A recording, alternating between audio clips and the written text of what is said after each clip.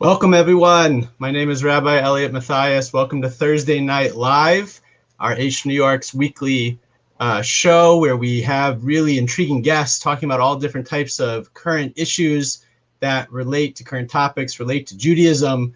We have a fascinating show tonight that we're excited to introduce you to. I just want to, just to frame it a little bit before we bring on our guest. So the famous Jewish philosopher Maimonides, he says something wild. He says that if someone's living in a city and their neighbor is an evil person, their neighbor is somebody who does bad things, that a person is obligated to move away from that neighbor. And he goes on to say that if a person lives in a city and that entire city is filled with people that are doing wrong things, that a person has to leave the city. And then he finally says, which I love to quote this, that he says if a person has to leave their city because people are doing wrong things and they can't find a place to go, it's better that they go live in a cave than live amongst other people that are doing the wrong thing. And what Maimonides is really teaching us is that our environment has such a powerful impact on us. We all appreciate that we are a product of our society to some degree. I imagine most people that are watching this tonight live in the New York area or live somewhere in the United States, and we're a product of growing up in the United States. If we grew up in China, in Saudi Arabia, in North Korea, in the Gaza Strip, we would have a very different view of the world. We would see the world very differently, right? How much of what we believe is really based on our environment, our greater environment. Like I said, the United States of America, the country that we live in, the values of the country. But even zeroing in more, our more intimate upbringing. Obviously, within this country, there's a big difference if someone grows up in the suburbs or the inner city, if someone grew up in New York City or they grew up in Louisiana, right? There's different cultures, different cultural differences that so much impact who we are, what we believe, and what we believe is important. And even more intimate, our family, the families that we are born into have such an impact of what we believe and who we are. If I was born into a different family, right, would I be a totally different person? It's a pretty big question to ask. And when we start to, an existential question to ask of who I am, and I start to look around and ask myself how much of a product am I of what's going on around me, it's really a profound question. And this sometimes I think about this, how serious of a question this is. There's people that, as we know, right, and in this country, we look at these people and they're noble people that are willing to go to the army, people that are willing to give their lives for this country, for the values of this country. But if you think about it for a second, if this country goes to war against another country, there's people that are born in that country that joined the army there to fight against this country. What if the person, I'm trying to make this too confusing, what if the person who was born here, who joined the army to die for this country, just happened to be born in that other country? They'd be willing to fight for that country against us?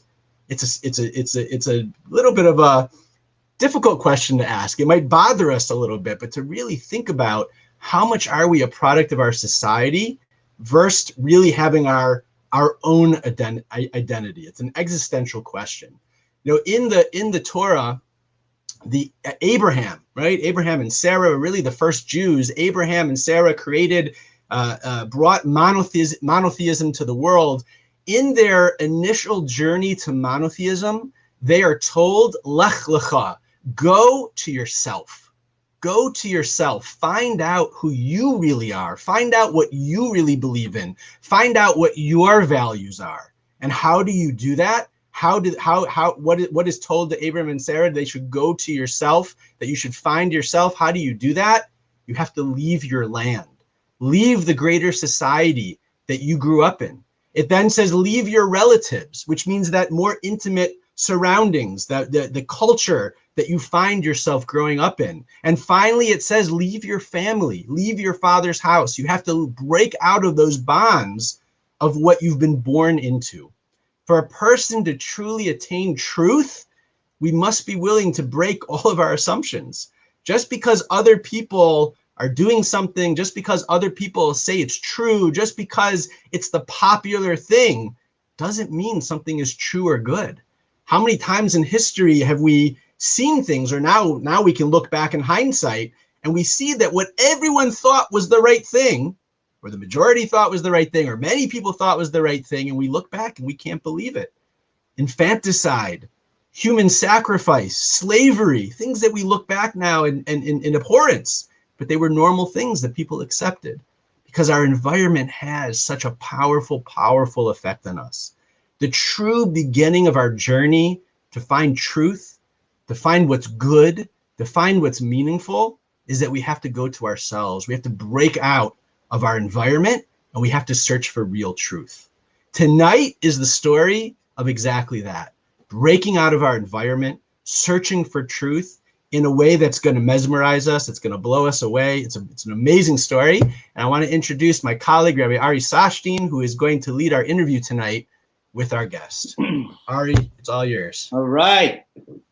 What's up, East New York? How are we doing? I'm actually very, very, very excited to be doing it. A little bit nervous, to be honest. When my colleagues here at Aish asked me if I would lead this interview, I was very scared. First and foremost, how am I leading an interview with this unbelievable person that has such an amazing story?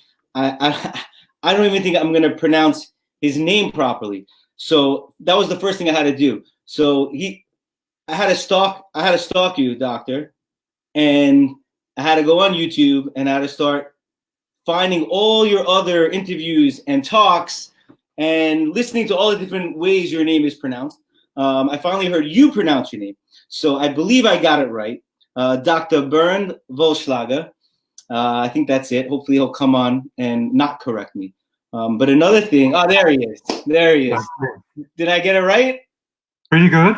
Pretty good. Not perfect, right? Okay. But anyway, so another thing, while I was stalking and listening to all your YouTube and videos, it just dawned on me that, they asked me to interview and kind of questions and all these different things. But after hearing your story, Doctor, and the way I was moved by your story, I just want to shut up. I don't even want to talk. I think that there's so much for you to say and so much for people to hear. It's so inspirational, so meaningful and moving, and such a powerful story of your life that I would love for you to please start off and give us your background and your story. And then hopefully in the end, I'll shoot out a couple of questions, for the crowd and kind of pick at the end a couple of questions that we'll hopefully get into on your story. But I don't want to take up, we have a certain amount of time, and I really don't want to take up too much time. I would love for you to just, spill it out. So without further ado, Dr. Bernd Wollschlaeger, please, the floor is yours. Thank you very much. Shalom, shalom. I always ask myself, why on earth am I talking about a very personal life story? Because this is my life that I chose, but I chose it not because to get famous or rich. I chose it because I had no other choice. I had to break out. I had to find a different being, a different place to be. And you ask me what's wrong with him? Maybe he needs a psychiatrist. Well, I thought that a lot during my upbringing, because I lived in a conflict. On the one hand, I'm a Jew, I'm an Israeli, I'm a former soldier in the IDF, I was a combat medic, a combat physician. And on the other hand, I'm the son of a committed, dedicated National Socialist, my father, Arthur Wollschlaeger, who hated Jews and was not only a National Socialist, he also was a Jew hater. So how on earth can this happen, that a son of a Nazi becomes a Jew and lives a Jewish life and fights for his country, not Germany, but Israel? Well, it started probably by great, when we put the framework, it started where I was born at. I was born first of all, in Germany, in a beautiful town called Bamberg in the south of Bavaria, in the north of Bavaria, the south of Germany. And Bamberg is, and I'm not making advertising of the German tourism industry, but Bamberg is one of those towns that is a time machine. It's untouched by any wars, 1,000 years old. You literally can lose yourself in the time of the medieval century. And in this time machine, this museum I grew up with the full sense of history, because history was taught to us from 1,000 years ago until the time that I received the history lessons. But one thing I noticed, that a certain part of history was taboo, not because I was smart, I was 7, 8 years old, but because I was very observant. And I found it funny that I knew that there was a war happened, that would be new, but you didn't know much detail of the war. But in the war, people win and people lose. And the fact that there were about 10,000 American soldiers and plus family members living in Bamberg, in that city of 75,000, means we didn't win that one. So that I figured out. Then I also was made aware about the war by my parents. Whenever I asked about my grandparents, I was told they're gone because of the war, and nobody wanted to talk about it. We're beginning anew, my father said. So the war affected the whole life. Nobody wanted to talk about the war, and I was left kind of figuring out what it means. Finally, my father and mother started talking about their respective lives during that war because I asked too many questions. And once they started talking, specifically my father, he didn't stop. He told me over and over and over again on long walks that we had on Sunday afternoons in the forest. He was an outdoor person, a hunter. He taught me how to fish, how to handle a rifle, how to shoot. I had a very close relationship with him. And on these long walks, he talked about his life. He was the youngest tank commander in the German army in an elite tank unit under the command of General Guderian, the father of the German Blitzkrieg. And as this elite unit, like Sayeret, the commando unit, they pushed through every border that Germany was limited by and helped to expand Germany. The attack on Poland, the first tanks that were rolling in was my father in September 1939. And then in following year, 1940, the attack on France, my father's tanks were the first to roll in. And then the fatal attack on the former Soviet Union in the summer of 1941, Operation Barbarossa, which didn't go well. My father's tanks were not only the first to roll in, they were the first to push through a strategically located town about 200, 300 miles away from Moscow called Orel.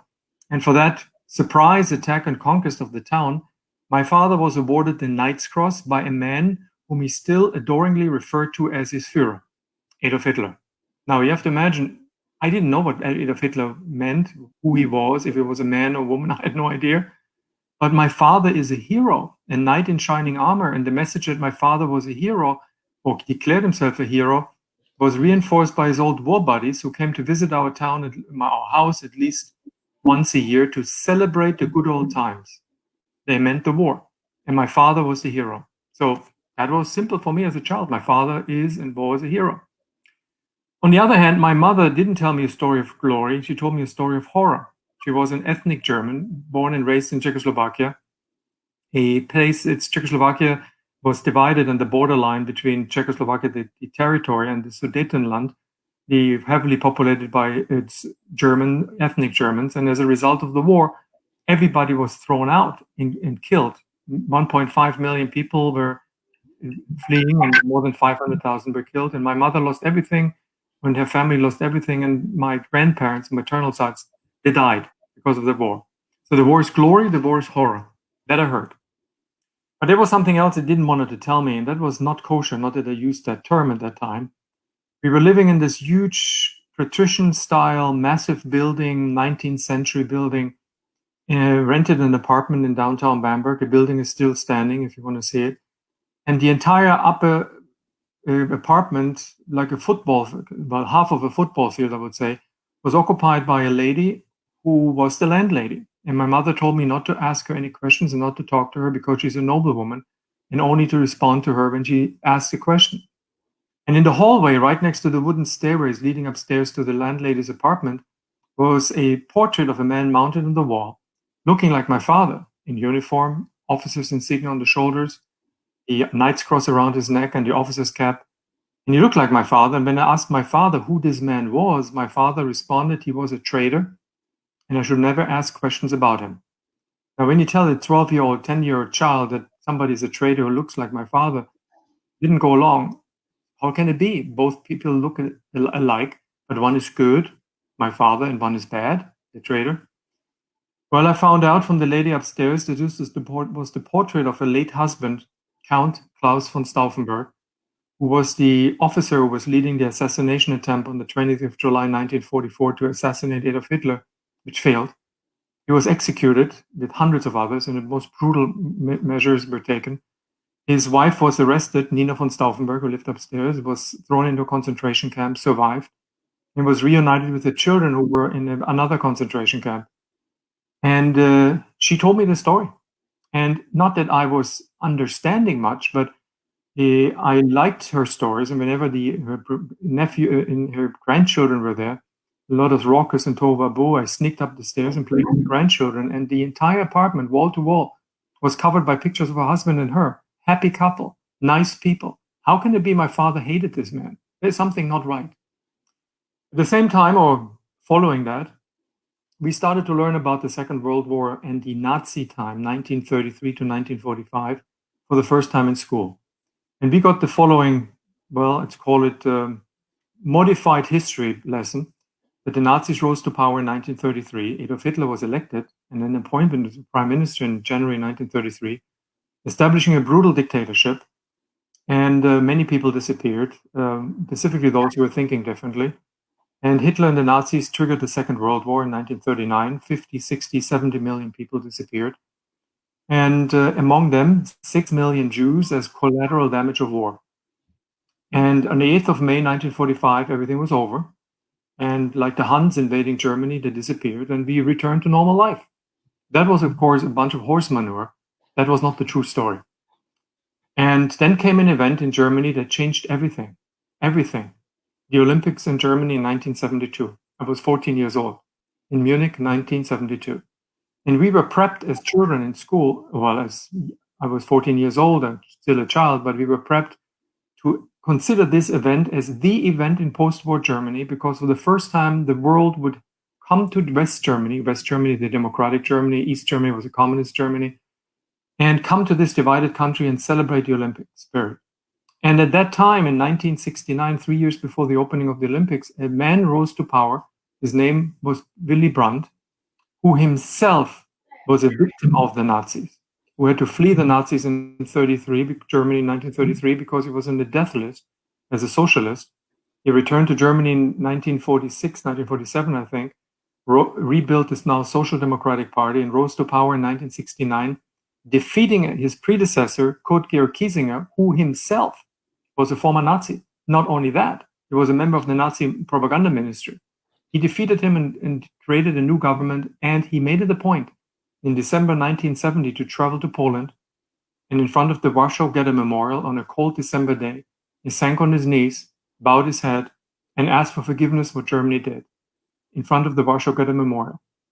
And that went around the world, the chancellor kneeling in front of the memorial. My father was livid, yelling and screaming, and said, "This is hier wieder ein Verräter. This was a traitor."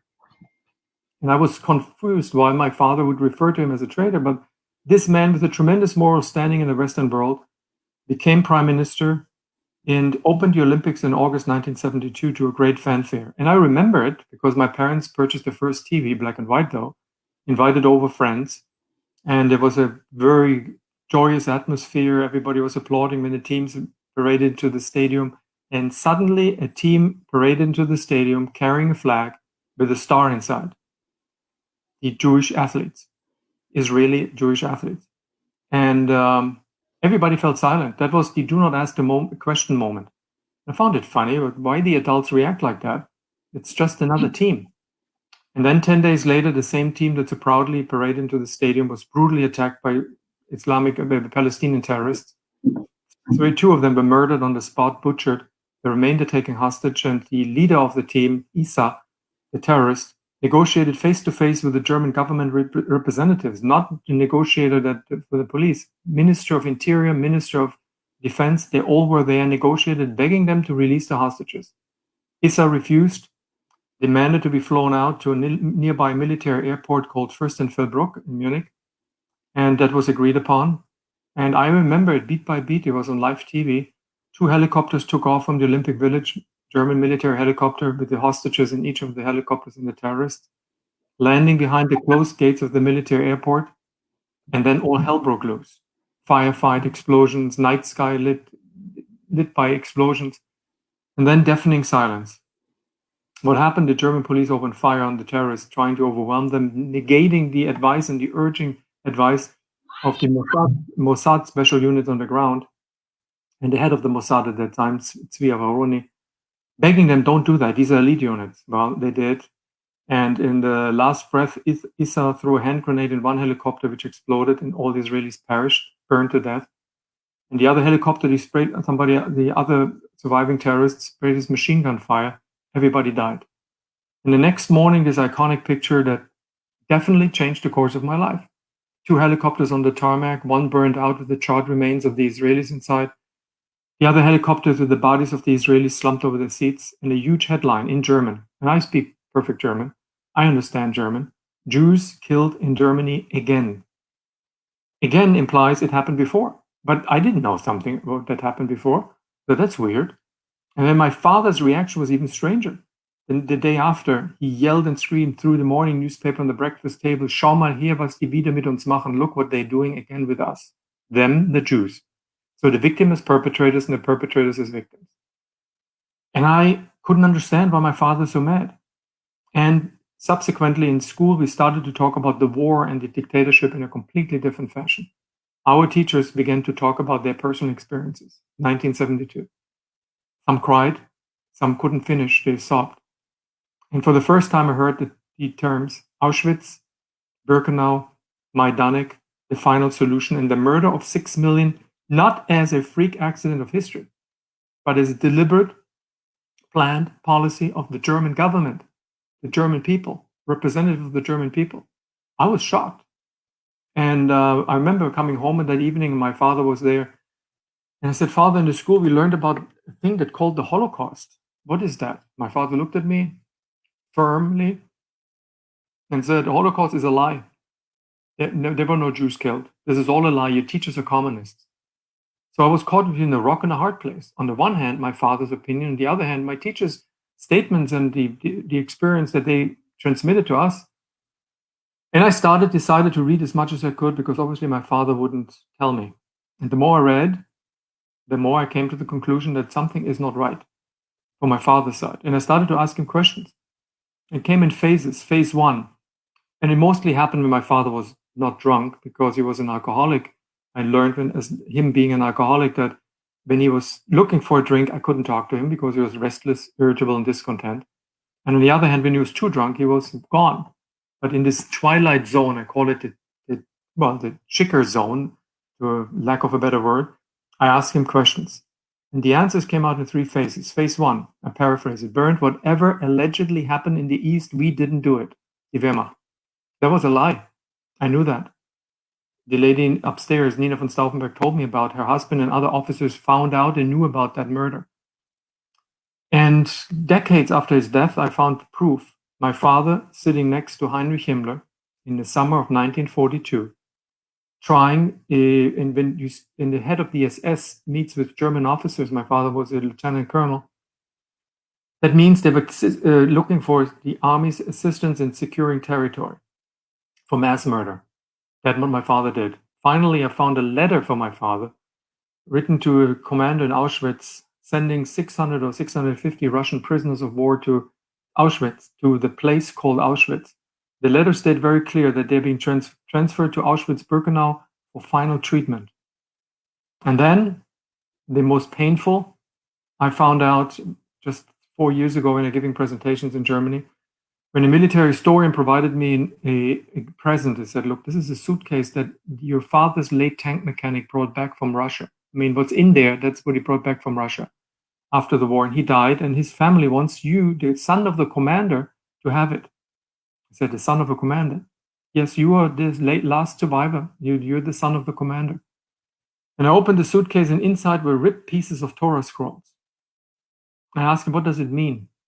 He said, "When your father's tanks rolled into Jewish villages, they killed everybody, burned the synagogue down, tore out the Torah scrolls, soaked them in water, cut them in pieces, and using this parchment as an insulation material for the German tanks in the cold Russian winter, or Polish winter, or Russian winter." And that was the final shock. I couldn't understand that. That's proof that my father knew and murdered. Phase 2, I can paraphrase it. My father said, "Look, if there were civilians killed, they were not civilians. They were all terrorists. And we had the right, according to the Geneva Convention, to kill them." But I asked just a rhetorical question. I said, "You tell me that 1.2 million children who disappeared in the killing fields of Auschwitz They were gassed, their bodies burned, their ashes scattered over the killing fields of Birkenau. You tell me they fought the mightiest army in the world? This is horse manure. And then finally, one day he was drunk, he told me point blank, I don't know why your generation is so fussy, so touchy about it. The world should provide us with a medal because we got rid of the riffraff. That was he referred to the Jews. And that was the last straw that broke the camel's back. I didn't want anything to do with my father. And I approached my teacher, a former Jesuit priest, who said, look, Bernd, as a Catholic, and I was an Orthodox Catholic, raised by my mother as an Orthodox Catholic, kindergarten, religious kindergarten, religious school, altar boy. I actually was supposed to become a priest, according to my mother. That didn't work. And he said, you need to make amends. I asked him, how make amends with those who were harmed? I said, I don't know Jews. He said, I will arrange it. And he was one of the progressive wings within the Catholic Church. They organized trips to bring in Jews and Arabs from Israel to find peace by meeting and spending time with each other. And they invited me as a member, of a German member, on behalf of my friend, the Jesuit priest, my teacher. And when young people get together, 18, 19 we were, the last thing you were talking about was the war and what brings us apart. The first thing we talked about was what makes us alike. I liked the Israeli girls a lot, I have to admit. So I bonded with one Israeli girl, and we became good friends. And she said, if you want to visit me and get more serious, you have to come to Israel and meet my parents. And I was a big Schwitzer. I said, absolutely, I'm going to do that. There was a little tiny problem, ein kesef, no money. But I had scratched some money together from summer jobs, hitchhiked to Munich. I had a passport already. Then with a train to Ancona in the Adriatic Sea in Italy, and took a ferry ride on top of the deck. This is not a cruise, so don't do that. Reached Piraeus. From there, I sent a telex. That was before Google, Schmoogle, and email. And told it that in that day and that time, I will be arriving in Haifa. And I did. And it was a very difficult encounter. On the one hand, I was overjoyed seeing her again. On the other hand, I asked myself, if somebody find out that I'm my father's son, maybe you hurt somebody that recognizes the name. And I decided not to talk about it because she made it easy for me to fit into society, to bring her to her parents' house. And it was a simple house in a neighborhood called Neve Sha'anan in Haifa. It was a working class neighborhood at that time. And her parents were waiting outside for the taxi, or the shurut, the public taxi, to arrive. And her father, this burly, very muscular man who was working in the port of Haifa, took my luggage and my rucksack, took it in the house and chit-chatted with me in Yiddish, and I had no idea what he was talking about. Her mother was cooking a storm up. They showed me where I would sleep. They made sure that they said, you will sleep here, even though it was a one-bedroom apartment. They all moved in the living room. And on dinner time, we ate everything that was presented, and hummus, trina, and this everything that they could afford. And they were chit-chatting with me in Yiddish, and I didn't understand. And her father then turned to me and said, Bernd, you want to speak German? I said, how did you learn it? How do you know German? He said, I was in the camps. And he showed me his number tattooed on his forearm. And here was a young man, for the first time in Israel, for the first time in a Jewish home, for the first time in a home of a Holocaust survivor. My God, what will happen? And he put his hand on my shoulder and said, I don't blame you. I survived. I spent 2 years in Germany as in a displaced person camp, and I had to learn that not all Germans are monsters. And but do you know what happened? I said, no, not really. So a few days later, he took me to Yad Vashem. And in Yad Vashem in Yerushalayim, he guided me through the exhibit. I broke down. I cried. I was emotionally distraught. I could not understand that my people were responsible for the murder of these people who committed themselves to treat me like a human being, like a mensch, hosted me, and were polite and kind. And I asked myself, these people, in a positive sense, they must have something unique. I want to learn about that. And I decided to approach a small Jewish community on my return to Germany, in my hometown, like 30 Holocaust survivors, all Polish Yid, all spoke Yiddish. And the chair of the Jewish community whom I met, who thought I'm another student who has a project to do about the Holocaust and about the time in Germany in the war, he sat me down when I came to this office, and it was a hot day, very small synagogue. There's like just a large living room with the bima, habima, and our Kodesh. And he sat me down in his office. There was a curtain drawn, the windows closed. It was hot, and there was no air condition. And he had a very pale skin. His name was Itzhak Rosenberg, very pale skin. and a white short-sleeved shirt, and the number tattooed on his forearm stood out. And I looked at it and I stared at it. I knew it meant Auschwitz. I said, yeah, this is the number. I was in Auschwitz as a child, 14 years. I survived. All my family perished. What do you want? Very tough. And I told him my story. Said, that's a very sad story. But what do you want me to do? I can give you some books. No, I want to learn. What do you want to learn? About Jews. Why do you want to learn about Jews? He said, I want to. I said, well, if you want to learn and get my advice and my help, you have to do me a favor. We have to make a geschäft. You will be the Shabbos Goy, my Shabbos Goy, and I will teach you in retrospect whatever you need to know. So we come on Friday at 6 o'clock from the Dominion. I was there at 6 o'clock. He was not there. He came at 7:30. He said, what are you doing here? I said, you told me at 6 o'clock. I said, 6 o'clock, 7 o'clock, 8 o'clock. You Germans, this is different time. So you're good. Come in. But be very careful that those who were entering for Minyan in Friday night, they will not like you being there because that's their old world, their tiny world, and they don't like goys intruding in their life. And that was it. They were hickering and pickering. It's like these alte kackers. That's what he said. Don't deal with that. Don't be upset. And so every Friday and Saturday, week by week, month by month, holiday by holiday, I was the Shabbos Goy, and I absorbed. I literally the literature, the liturgy, the language, the culture. And the closer I came to this family of choice, the more I rejected my family of origin. And it came to a breakup. I remember one night, which was a significant night, when Christmas fell on a Friday night and I was not there. I knew what Christmas is about and how my family celebrated Christmas in an Orthodox Catholic fashion. I can still play it in my head. And we went to the synagogue, to the church. Then afterwards, my mother presented a wonderful dinner consisting of lentil soup and carp, traditional Catholic food. My father decorated a Christmas tree. The door to the large living room was closed, a big oak door. And the bell was ringing. We opened the door and were anticipating this beautiful Christmas tree with candles. And he was standing next to the Christmas tree in his dark suit and his knight's cross around his neck. And when I came on Saturday afternoon after this Christmas celebration, he was yelling and screaming. My mother was crying, and I said, look, let's stop this Greek tragedy. I'm not going to sit here with somebody who has blood in his hands, a murderer, and celebrating the birth of Christ. You're a murderer. I will not sit at this table with you, ever. He looked at me, raus, get out. But it was a little problem. I had second to last year in medical school. I needed some kesef. I had a scholarship, but it's a little bit of kesef. I needed some pocket money. And I never took money from the community, even if offered. And I was in a stress situation, and one of the members of the community who never talked to me approached me, probably Itzhak told him. And his name was Aaron. He looked at me, du bist der Goy, after 5 years. Yes. Dein Name is Bernd, your name is Bernd? Yes.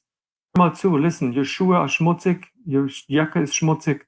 You need to kauf neue Sachen, buy new stuff, and he gave me 100 mark, and that was a lot of money. I approached Yitzhak and said, Aaron told me this, and then he insulted me. Aaron gave you 100 mark? I hope you asked for 200. I said, why? Yeah, because that's what we do. And he laughed. He said, it's a joke. By the way, sit down. You don't understand our mentality yet.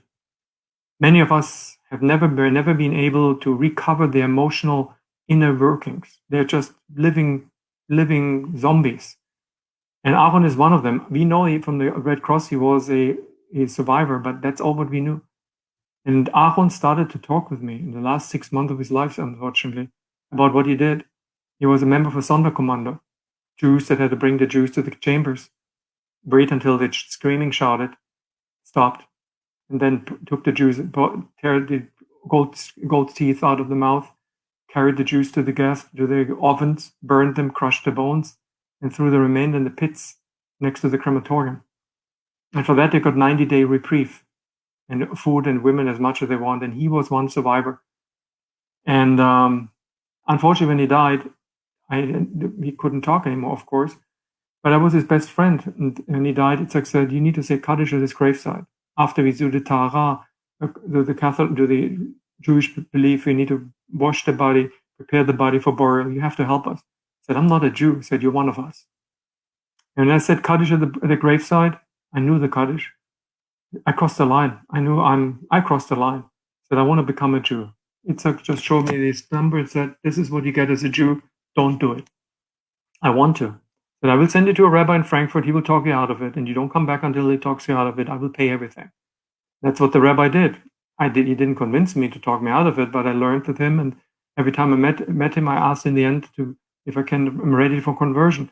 He finally relented and said, look, in March of 1986, I will refer your case to the rabbinical court. If they agree, fine, but I doubted that they will agree because you have a very unusual history. But meanwhile, you need to already commit yourself to Judaism to do two things, minor things. One is a surgery. I don't want to talk about it. And that was done in a kosher facility in Basel, Switzerland.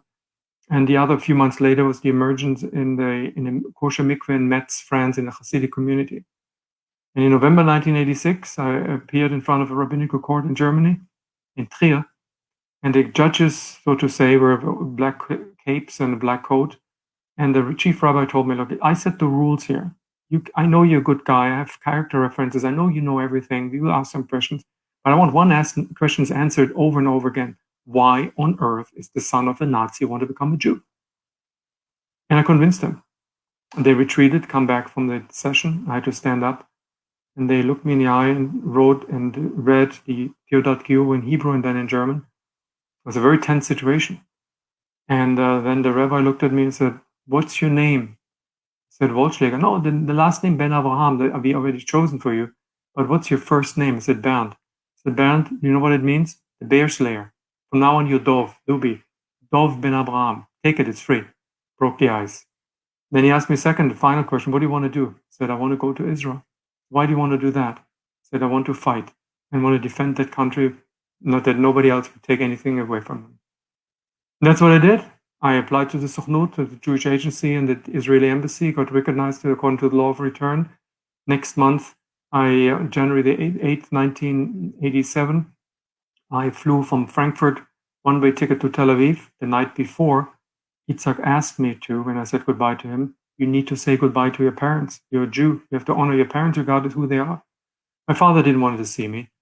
My mother was crying. And I left. I went to kibbutz 6 months later.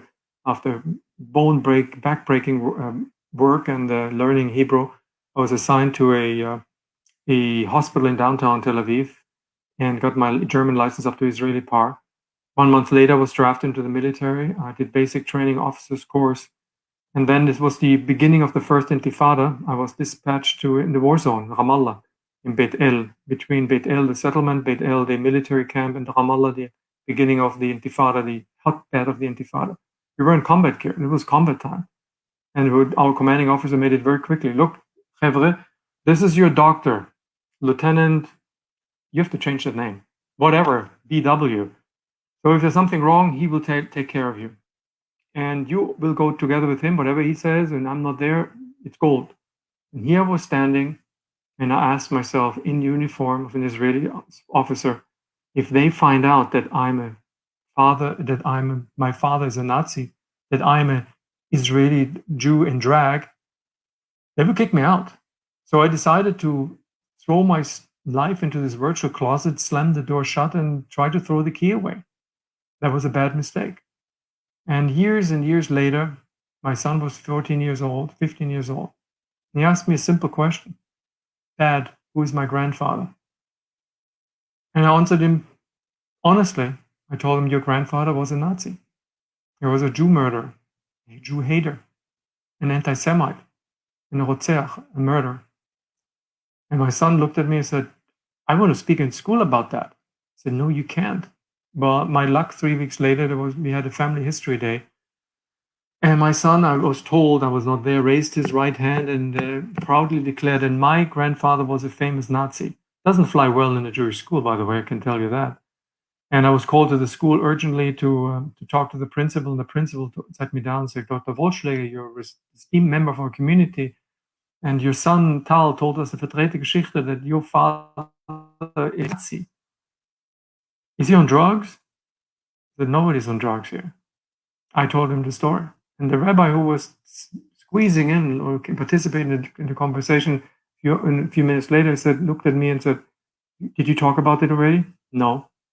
You have to. It's good for the neshama. And that's what I did. First time in 20 years I talked about it in my son's school. And the weight lifted off my shoulders, and asked myself, why didn't I ever close this circle of life which opened so many years ago? And I decided to go back to Germany in December 2004, taking my son, my family, other members of the family, but I went to the graveside by myself with him, because my parents were long gone. And their grave, ironically, when you go to a cemetery in Bamberg, you can see it. It's typical for old cities where Jews and non-Jews live together for hundreds of years. There's a joint cemetery just divided by a wall. And my parents' grave is located one row parallel to the wall that separates the Jewish from the Christian cemetery. And you see on the other side the Jewish gravestone. And I was choking up. I didn't know what to say, and told my son, look, here is your grandparents' grave, my parents. And as the irony of history, they still rest in the shadow of history because they never stepped out of the shadow. I had to step out of the shadow, looking back, trying to learn everything what I could, and moving forward with the decision that it will never happen again. And I will make sure that it never happens again in whatever I can do to prevent it.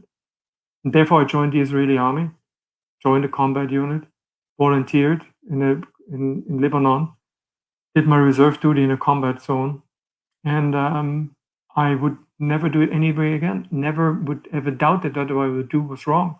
It was the right thing to do. And I continue doing it because my father told me a very simple and essential lesson. Hatred is not this dark matter in the universe that nobody understands. That's not hatred. Hatred is generated by us, words of hatred. And if they're left unchallenged and fall on a fertile ground, they sprout into deeds. And these deeds create habits. And if these habits prevail, characters will form. And if these characters prevail, social norms will evolve that claim that it's okay to kill a Jew because it's normal. And this transformation, the slow transformation from words to deeds to habits to characters to social norms that form social norms, happens over and over again. Even today, specifically today. And the reason I'm sharing my story, because it's not about me. I have a healthy ego, believe me. It's not about being on the first page of a newspaper. No, I want to make sure that people understand when we generate hatred, when we don't talk with each other anymore, bad things will happen. Very bad things. And I'm talking about our country, my country.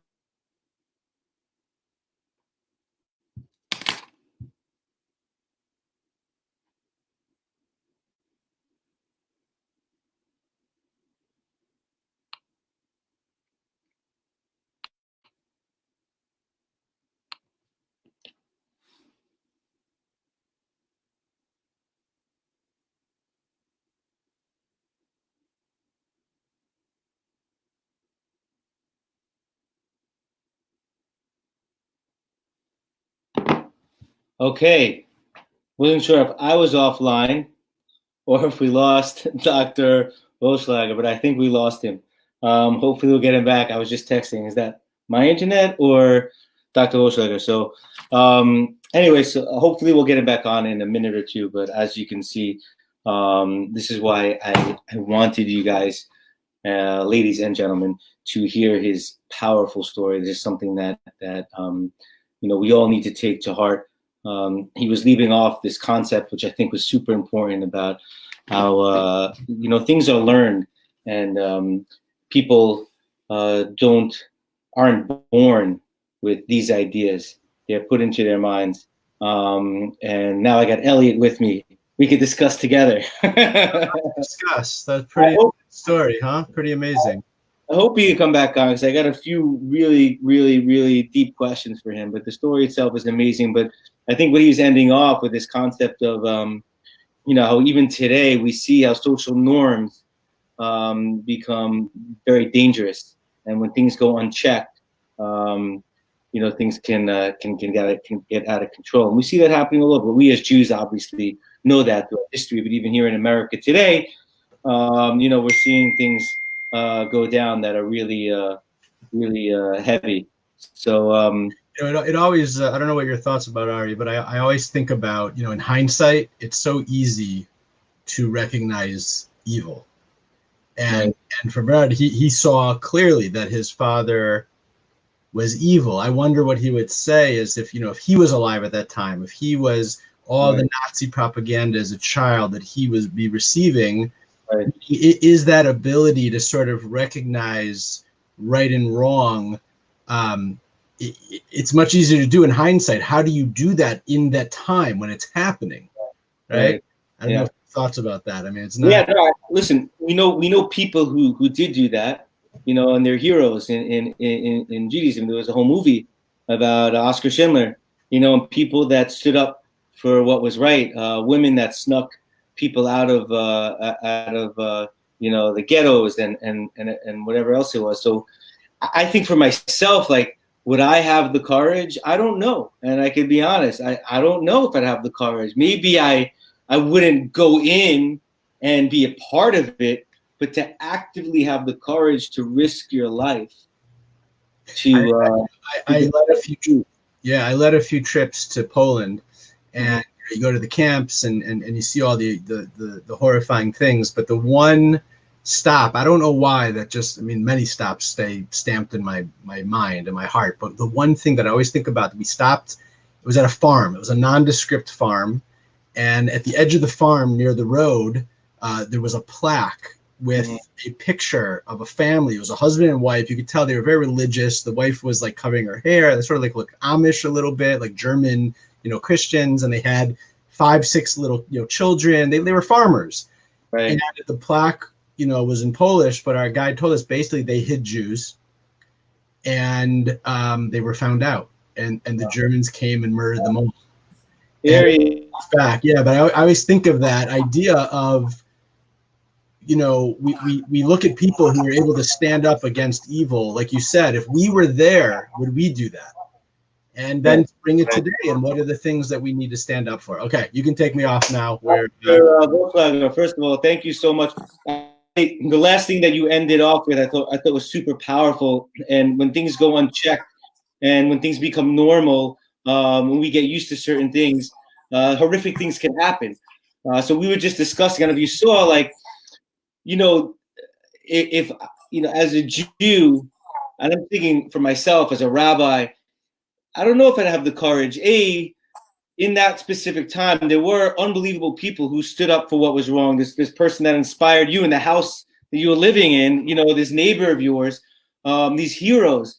And I think to myself, it's so easy to say, oh yeah, but if I was in Germany, okay, would I, not want to be involved in atrocities, of course, but would I have the courage to risk my life, for others? It's a deep question. I think for you, what inspires us most is that, this is the way you grew up. This is your world. We all have families. We all have parents. And there's a lot of emotion that goes on with that, regardless of things that happen. For me, on a personal level, I lost my father at a very young age, so in a certain way, losing a father, and in a certain way, you kind of lost yours too when you discovered it. It's a very painful and emotional thing. So I don't want to, if you don't want to talk about that, you don't have to. I'm just wondering, like, how you kind of dealt with that. I'm sure there was emotions going on. If it's too personal, you could say, Ari. No, it's nothing too personal. Right. I just had to make a decision that I cannot live under the same roof with a man who is unrepentant. Right. And I have a responsibility as a German, as a young German, in the first generation after the war, to do something about it. And there are many different ways to do it. I did the extreme, but there are others who went to Israel to volunteer, went to helping Holocaust survivors. There are many in my generation who are doing things to repent and to make good. You cannot make good. It's a terrible word, Wiedergutmachung, to make good again. But you can contribute. And I decided to become an Israeli citizen and to join the army. And unfortunately, I saw things that I shouldn't see, but I understood in the army what it means to be an Israeli and what it means to sacrifice for your country and what it means to protect it. And it is, I think, everybody has the possibility to make something better in the world. Tikkun Olam is not just a floskel world, the word that they just throw around. Tikkun Olam, yeah, I do Tikkun Olam. Tikkun Olam means action, taking charge, doing something for the Klal Israel, for the Jewish people, for the Am Israel. And I wouldn't have not done anything different than I did. And I'm 62 years old, and I asked myself, what would you have done different?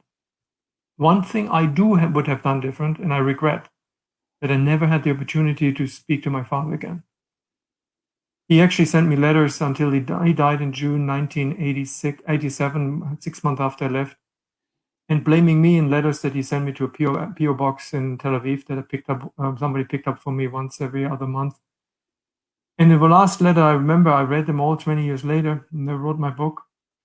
The letter stated, this person, he was knowing he was dying of cancer. This person who was my son is not my son anymore. He's the traitor, an enemy. I was explicitly stated I cannot attend his funeral. I cannot attend his graveside. I should not mourn him. I'm dead. Well, I did anyway. I didn't attend his funeral, but I attended his graveside, and I made peace with my sisters, two sisters that I had. One died, unfortunately. And I told him, look, I couldn't have done anything different. And I'm proud of what I did. I mean, I was last time in Germany for a lecture circle. That was 4 years ago. I was reassured that things change when people talk. That not everybody, people say Germans are bad. Germans are all Nazis. You look at a person as an individual. Muslims are not all bad. Israel is the only country in the world where Jews and Arabs live together and it's difficult, but live together as best as they can. They're not bad. You need to have the power and the courage to talk to each other. Wow. You make peace with your enemy, but not peace with your friend. So try it out on a small scale. Tikkun olam.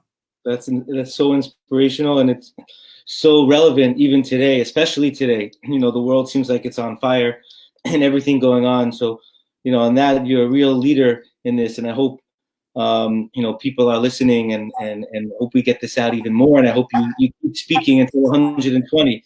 You should outlive everyone in good health. Something you said earlier, I'm wondering if this was the time, you know, when you kind of honed in and said, this is that, you know, the point of time that drew you towards the Jewish nation. You said, when you said Kaddish for this man, at that point you decided, you know, I wanna be involved. And then you said that the rabbi, he said to you, what does a German, you know, why does a German wanna convert? What did you say to him? Like, what was your specific reason that you gave him? Hey, this is why I want to convert. Well, the whole process took 7 years from the decision to the end. It was a long time. They gave you a hard time, doctor. They gave you a hard time. So it was not a drive-through. It was not a drive-through. Seriously. And I said, look, I was motivated by shame and disgust and rejection of my father. I overcame it. I worked with that. I attended psychological counseling, but I then grew the fire and the spirit to do something better, to be better than my father, help the victims. And if you convert me or not, it doesn't make me stop what I'm doing. I wanted to join the people because I came to the conclusion that these are my people too, and they adopted me. These people that my father called us, these people, they helped me. They carried me in pain and in joy. And I want to be part of it because I internalized it, and I became, from a German hating what my father did, became a German forgiving for my father did to me, forgiving what other people did for me personally, and having the commitment to whatever it costs and whatever it takes to become part of the Am Yisrael. Wow. And it was accepted. Unbelievable. And what would you say now, being obviously part of the Jewish nation and converting to Judaism according to the Torah? We welcome converts in, and they become our brothers and sisters fully. There's no levels here. In fact, just you know, my grandfather taught us that he was from Europe himself, and there was a convert that lived in Brooklyn, and he used to get out and would stand up every time this convert would come in, and have even more respect for him than just the average Jewish person. But now that you've been in Judaism for a while now, and you've learned about your people, and you've learned about the heritage and the Torah and everything else, what would you say to you heard all these anti-Semitic slurs and all these and all these discriminatory language that's talked about the Jewish people, being part of us now, if your dad would say something now, like what as a Jew now, knowing what you know, what would you say? To my father, Yeah. I would tell him, look, I became somebody I wanted to be. I don't want it to be you, because you never repented. I needed to repent because I have a life to live, and I don't want to live it in fear and shame. And I made the commitment to do something that you didn't do. Not to undo the damage, but at least help and heal. That's very important. Unfortunately, we're living in a time where anti-Semitism is being cool again. Well, what I tell people, don't never feel shame to be a Jew. In Germany, when I visit my hometown and they have a synagogue in downtown, I wear my kippah from the hotel to the synagogue. Nobody molested me, because we are proud people. We are people. Of course, you have to take care of yourself and don't go in downtown Tehran and wave the Israeli flag. But you can talk to people, and I reach out. I'm very involved in Jewish-Muslim dialogue. And give you an example. I'm living in Miami, and there are plenty of Pakistanis and Indians and many Muslims. When Ramadan comes, when I go to get my coffee in Dunkin' Donuts, I know they're all Pakistanis. I said, Ramadan Mubarak. And they look at me, how do you know that? I said, I'm a Jew and Israeli. We have lived together for many years with Muslims. I know the holidays. And I wish you Ramadan Mubarak. And she looked at me totally startled and said, I never knew that a Jew would know that. And I talked with her in years following.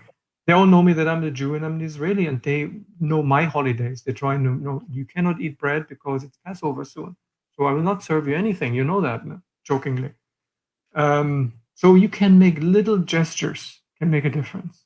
Little gestures. And let's come together under the flag of this beautiful history that we have, Torah that we have, describing that the experience and these unbelievable experience that was written down and persisting throughout history, the only people that persisted and didn't disappear. That shows you there's a strength behind it.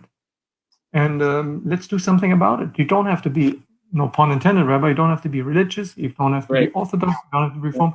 Just be a Jew, like the Klausenberger Rebbe. I worked in the hospital under the Klausenberger Rebbe in Netanya.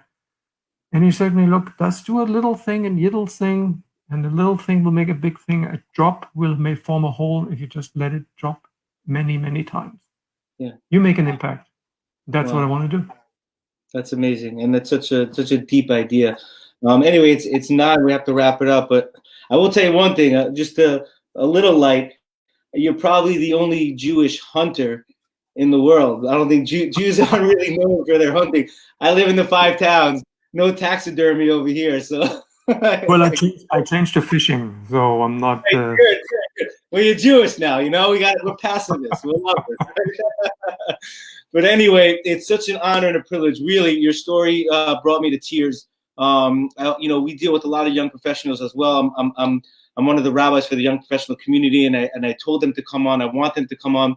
They're young kids in their 20s and 30s, and they're really on the front lines here and dealing with everything going on. I think your story is such an inspiration for them, and such strength for them in this trying time. And God willing, we should meet again, and hopefully we'll get you on again. And I'd love to get you out there as much as possible, because it's really inspiring and beautiful. Thank you so much.